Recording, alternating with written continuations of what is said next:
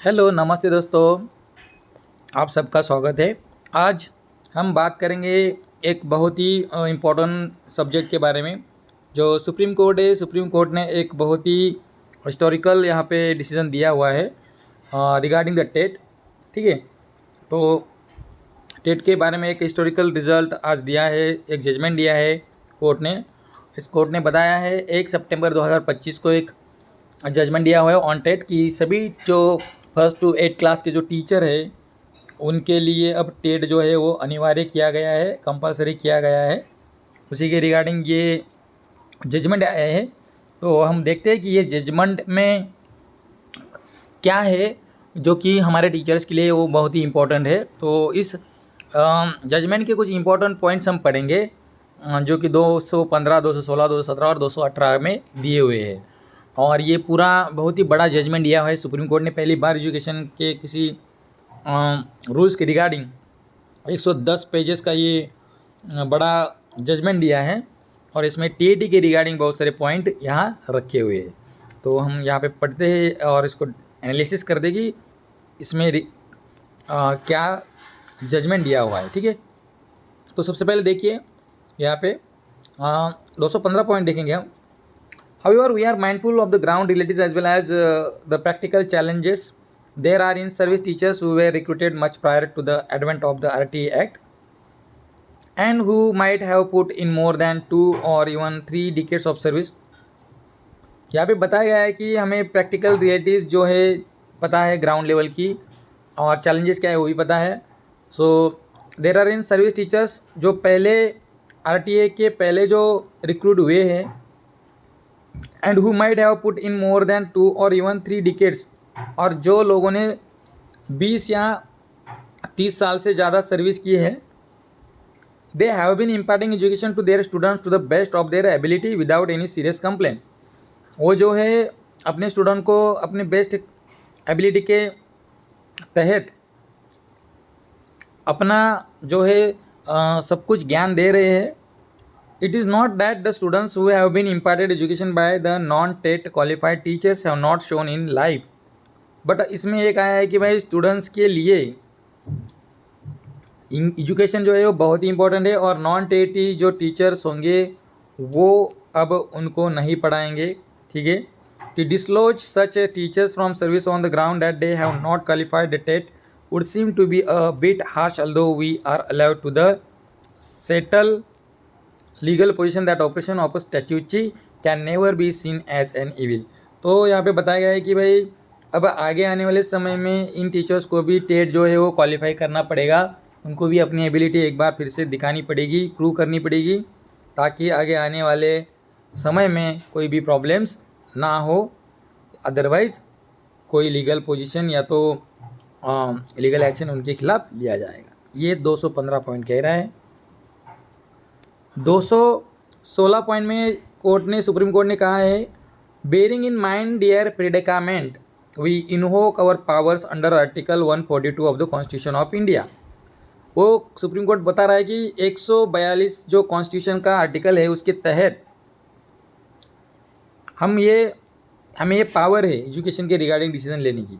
And direct that those teachers who have less than 5 years service left as on date may continue in service till they attain the age of superannuation without qualifying the TET।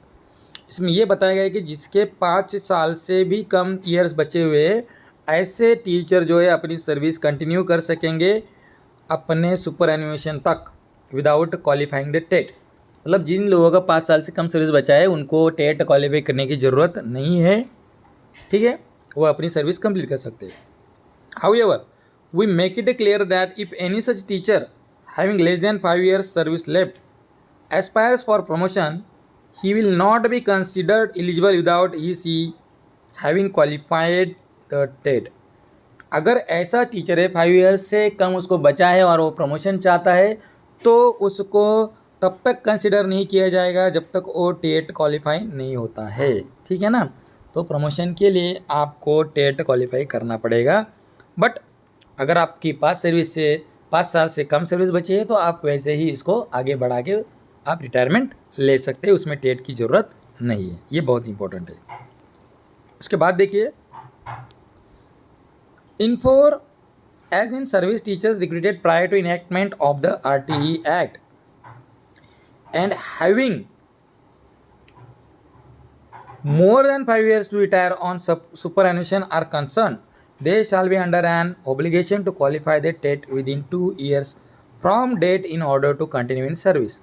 अब ये बताया गया है कि in for service जो teacher prior मतलब पहले RTA के पहले जो रिक्रूट हुए हैं, ठीक है, और जो लोग 5 साल से मोर देन सर्विस बचा है जिन लोगों का, और उनका सुपर एनुएशन तब तक कंसर्न नहीं होगा और तब तक वो सुपर एनुएशन के लिए नहीं जा सकते हैं जब तक कि वो टेट एग्ज़ाम पास ना करे।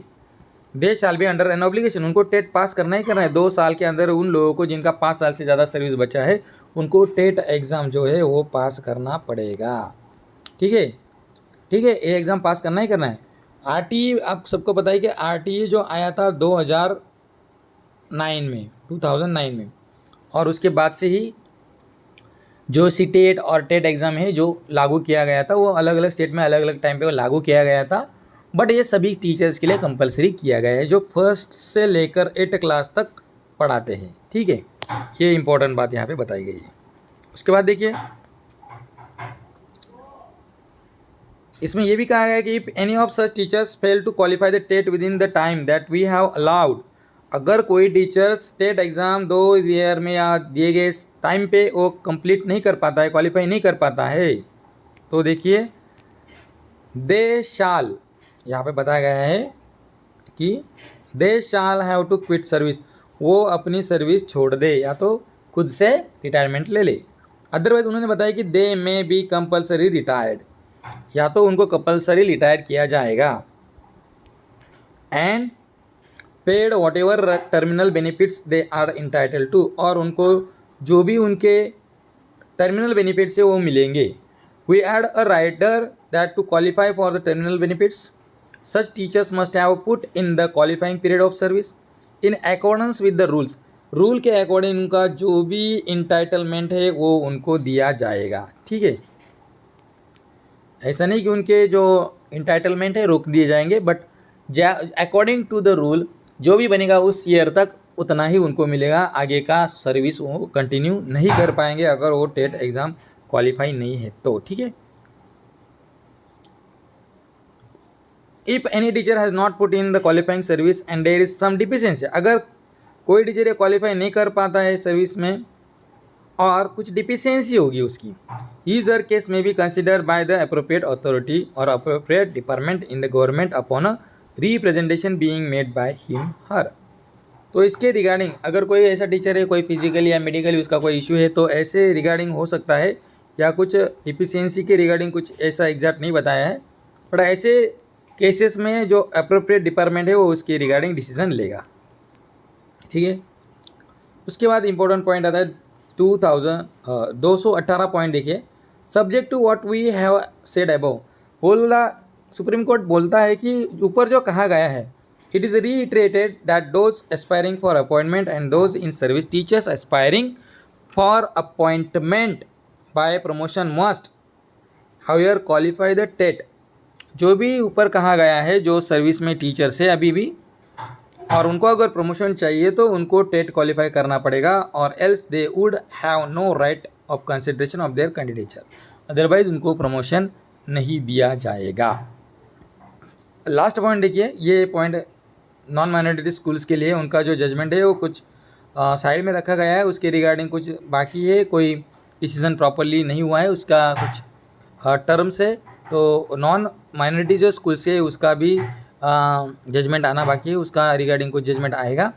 तो इम्पॉर्टेंट बात यही कि भाई जो भी स्कूल अभी चल रहे हैं, प्राइवेट है, गवर्नमेंट स्कूल है, 1st to 8th क्लास के, CBSE है, तो सभी टीचर्स को यहाँ पे टेट अनिवार्य किया गया है, कंपलसरी किया गया है।